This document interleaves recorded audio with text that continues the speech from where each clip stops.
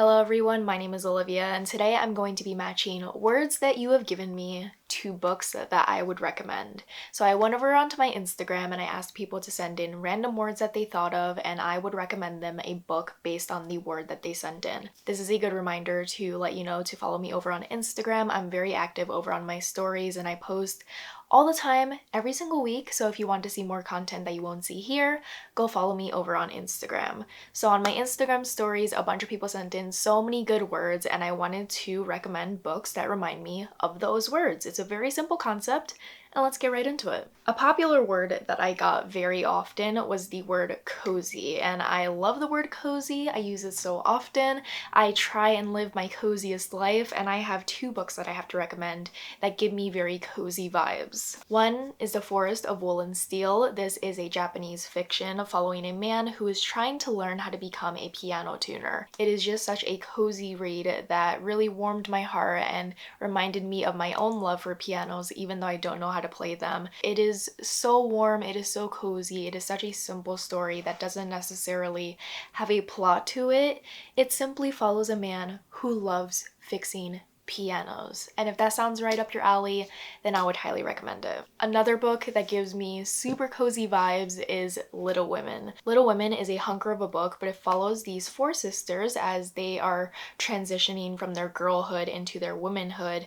And throughout that course of time, we follow them through summer, spring, winter, fall, and it just feels so cozy because these sisters are very close-knit. They usually spend a lot of time in their house, and their house is just warm and inviting and full of love, and you can really feel that in Little Women, both in the book but in the movies as well. And Little Women, whenever I think about it, I think about fall time. I think about sitting by a fireplace, lighting a bunch of candles, being under blankets and talking to people I love.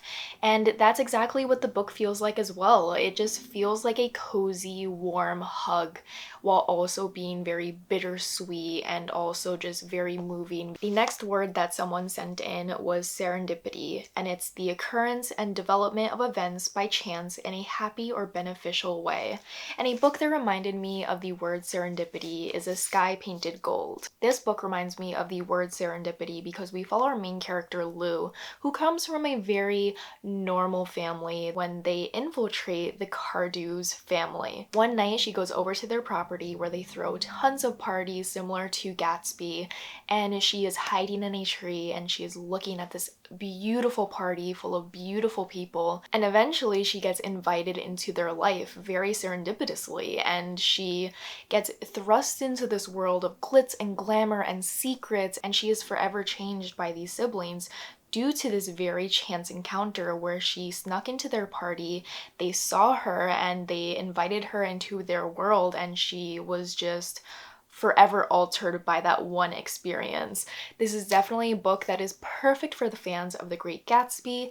It's full of romance and friendship and just parties, and it's so fun, very underrated. I actually have a reading vlog where I read it and loved it and gushed about it, so I'll be sure to link that down below because I want more people to read this book. Super fun, definitely a good read for Gatsby fans. The next word that someone sent in was ephemeral, and I have to admit that I looked it up because I've never heard of that word before, and ephemeral means lasting for a very short time, and I immediately thought of this book, and it is Bliss Montage by Ling Ma. Bliss Montage is a short story collection. There are so many different scenarios that are explored in this novel, and some of them are more bizarre than others, and it just feels like a fever dream. It feels like you're being thrust into different A24 movies for a very short amount of time, and you fall into this story and you are forever changed by it, and then the story ends and we're moving on to another one.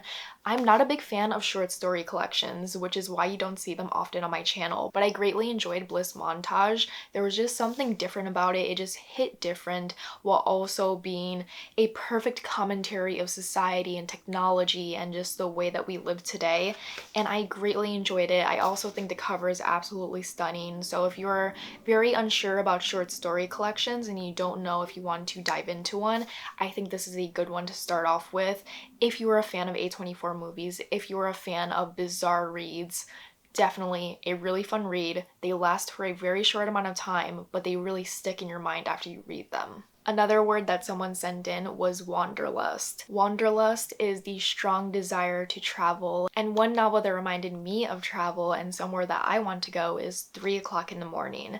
3 o'clock in the morning is a very short novel following a son and a father as they are going to Marseille because the son has a very rare health condition and there's only a specific doctor that's able to treat him in Marseille. So they go to Marseille, and for some reason, I don't really remember what his health condition was, for some reason the doctor says, in order to pass this test, in order to see if you are healthy, you have to stay up for I think 2 days straight. So the son and the father decide to do that together, and they travel around Marseille and they meet the locals. They just get into different conversations with each other, and it's really special because it follows a father and a son who are very estranged, and they form a very close connection with each other through this trip. And I listened to it on audiobook, and it was just beautiful and made me fall in love with Marseille, even though I've never been there. And I think it's also an underrated read, and it's also translated fiction. So there you go. It's a great read. Pick it up. The next word that someone sent in was ancient, and I thought of two different reads that I wanted to recommend. One was The Goddess of Nothing at All. This is one of my favorite reads of all time. It is a Loki and Sigyn retelling, but The Goddess of Nothing at All really taught me about Ragnarok and Loki's relationship with Sigyn, and it was very true to the story of Loki and the hijinks that he gets into and the way that he acts, and it's very insufferable because he's not like Loki from the MCU. He's very much like Loki, the god of mischief, and it was a great read. 10 out of 10. An amazing ancient read. Another book that I have to recommend that reminds me of the word ancient is The Silence of the Girls by Pat Barker. This is set in the middle of the Trojan War, and we follow Briseis, who is one of the women who was captured by Achilles, and she is Trojan, he is Greek, and she is a part of his prison camp, and she is now a prisoner of Achilles. And I really enjoy this novel, and I always recommend it, not only because I don't see a lot of people reading it, but I also recommend it because I think it's very interesting to look at Achilles in a different light, because so many people read the Song of Achilles and they see Achilles as a hero, they see him as a martyr in a way. But in this novel, Achilles is the straight up villain. He is the worst possible person to Briseis, and she loathes him, and you feel that in her narrative. So I think it's very interesting to juxtapose those two versions of Achilles and to pick whatever version you think Achilles is. I consider him an anti-hero. She considers him a villain. And I think it's a very new, fresh take on Achilles because people tend to see him as this hero who died tragically and had a very tragic life. But in this book, he is a warmonger, he is a war criminal, and he is the worst possible person in this novel. Very interesting, a new perspective. Also, the cover of this book is amazing. Another word that someone sent in was ethereal. Ethereal means extremely delicate and light in a way that seems too perfect for this world. And I had another novel that reminded me of this word, and then I picked up a book that I am still currently reading, and I read a couple of passages from it and had to include it because it reminded me so much of this word, and it is The Letters of Vincent van Gogh. The Letters of Vincent van Gogh I picked up because I saw so many quotes from Vincent van Gogh on Tumblr, and I thought to myself, where are people getting these quotes, because I've never seen them before?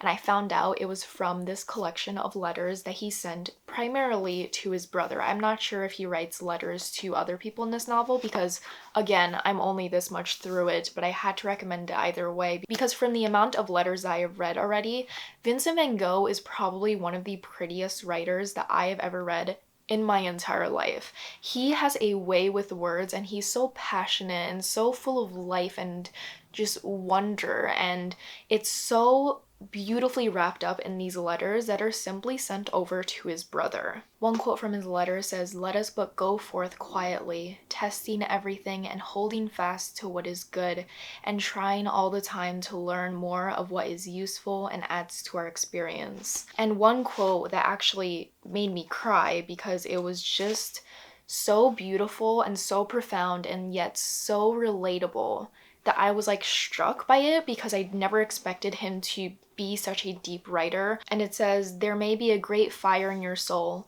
but no one ever comes to warm himself by it. All that passerbyers can see is a little smoke coming out of the chimney, and they walk on. I'm only 75 pages into this collection, but I do think it's going to be one of my favorite things that I have ever read in my life. Being able to learn more about him, learn more about his passion, and him trying to navigate his life is just beautiful. He's a beautiful writer, and I just cannot wait to read more. Another word that someone sent in was chaos. And fun fact, when I was little, I read a lot of Nancy Drew novels, and for some reason in every single novel there was the word chaos. And when I was little, I never heard of the word chaos because nobody ever said it around me. So I read it in my mind as chaos, and I asked my mom, I'm like, what does chaos mean? And she was like, chaos? And that's how I learned the word chaos. So let's continue. The book that reminds me of chaos is actually a comic book, and it is the Moon Knight run by Jeff Lemire. Moon Knight is a very fun, chaotic comic about a man who has dissociative identity disorder. And in the Jeff Lemire run, he wakes up in an asylum, and he doesn't have his powers, and they are trying to gaslight him into believing that he is not Moon Knight. It's the comic run that reminds me the most of the show Moon Knight. They're very true to that type of concept, and it's also just beautifully drawn. It uses a lot of negative space because the Moon Knight suit is white and it matches with the white of the paper, and the drawing style is beautiful. The concept is just wild and outlandish, but also really fun, and it's chaotic, it is fun, it is beautiful, and I love Moon Knight. Moon Knight is great. Do you see Moon Knight right here? Do you see him? Yeah, he's great. Another word that was submitted is hope, and I have to recommend The Anthropocene Reviewed by John Green. The Anthropocene Reviewed came into my life at the perfect time. I listened to it in the middle of 2021, I think, and it just gave me the hope that I needed to continue in a world that was so chaotic and unstable and just full of negativity.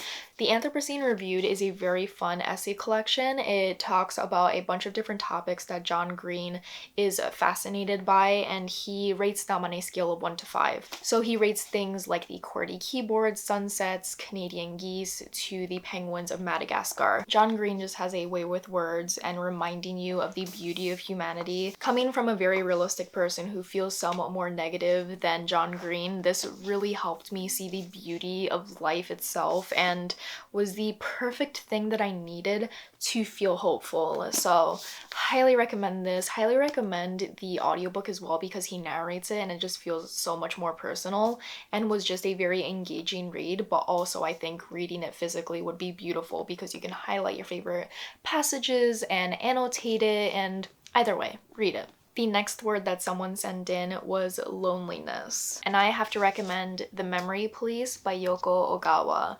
The Memory Police is also one of my favorite books of all time, and it's set on a remote island where people's memories are being altered by the memory police. But we follow our unnamed main character as she is trying to help her editor, and the memory police considers him an enemy of the state. So our main character hides her editor in her house and tries to protect him from the memory police, and we follow these two different characters who live very different lives, and it's just a very desolate, isolated read where we follow these two main characters and primarily nobody else, and it feels very claustrophobic and it feels very close-knit and lonely. And the memory police also just feels like winter on an island, like a really snowy winter on an island, and you're alone and you feel like nobody is around you, but you feel like this looming threat. That's what The Memory Police feels like for me. It's one of my favorite books of all time. I love the concept of exploring what is a memory, how it can be altered, living in a dystopian state where they alter your memory and they have control of your own narrative. 10 out of 10, super fun, very lonely read, but also very eye-opening, very cool concept, and really loved it. The next word that was submitted was anti-hero because I think I posted this on the same day that Taylor Swift's Midnight's album came out. 10 out of 10, love that album. Probably one of my new favorite Taylor Swift albums. If anyone has a Midnight's book tag that they have created, please link it down below because I want to do it. I want to do it so badly. I should probably research if someone's done a tag for it because I would love to do it. But the books that remind me of the word anti-hero are Fleabag and Queenie. I always recommend Queenie for fans of Fleabag, and these two characters just feel very similar in the way that they are anti-heroes. They are these two women who live a very chaotic life, whose lives are basically falling apart because they have a very unstable family, workplace, personal life, and friendships. Due to all of those things, their lives are just very chaotic and they make decisions that heroes would not make. They're inherently flawed characters. There are these characters that are somewhat unlikable in a way, but I like them. I mean, I think they're cool. Fleabag and Queenie both feel very similar because they make these decisions that normal quote-unquote heroes wouldn't make, but we are following these characters as their lives get messier and messier and they're kind of digging themselves a hole and you are wondering why they're doing this. And that's the beauty of it all because they are anti-heroes. They're not a typical hero who makes the good decision, who is good at heart, who knows the right thing to say. They are these messy characters who don't really know what they want out of life, and I think it's beautiful. I think we need more anti-heroes in fiction, and if you have anti-hero protagonists in books or in movies, I would love to get recommendations down below because they are some of my favorite characters. The sun was shining in my eyes, so I had to put the blinds down, so if the lighting changed, that's why. The last word that I am going to recommend books for is the word whimsical, and I thought of two books immediately, and I thought of The Starless Sea and its sister book, Piranesi. The Starless Sea and Piranesi are both books that feel like they belong together on a shelf. The Starless Sea follows a boy who finds a book that has no author and it has no publication, and it's set in his library in his university, and he's very curious by it. And as he's reading the book, he realizes that it's the story of his own life. It's the story of a memory that he had by himself, so nobody else would know about it, but it's in this book. So he delves deeper into who wrote this book, where is this book from, and it thrusts him into the world of the Starless Sea. Meanwhile, in Piranesi, we follow our main character, Piranesi, who lives in this world where the ocean is on the bottom and the sky is on the top, but he's in a building and there's one other person who lives with him, but he thinks that there might be a third person living in this building, and he can't necessarily trust the other person who's living with him because what if he's telling him lies? What if he's trying to control the narrative because they're the only two people living in this building, but maybe there's a third?